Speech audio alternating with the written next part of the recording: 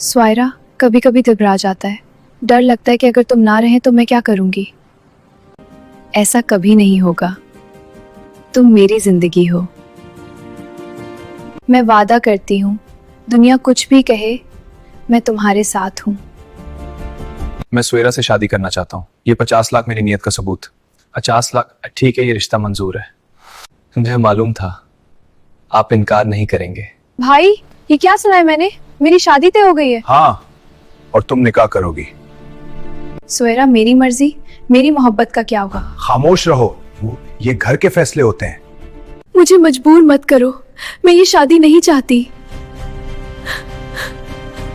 चीखना बंद करो, अंगूठा तो लगाओ। माफ करना रोशनी, मैं हार गई। तुमने कहा था साथ रहोगी, फिर क्यों छोड़ दिया मुझे? क्या मोहब्बत वाकई इतनी कमजोर होती है, या हम ही गलत थे? कुछ वादे पूरे नहीं होते, लेकिन वो दिल में हमेशा जिंदा रहते हैं।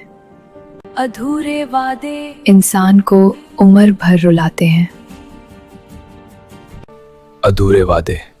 रोशनी प्लस। कहानी अच्छी लगे तो रोशनी प्लस चैनल को सब्सक्राइब करें।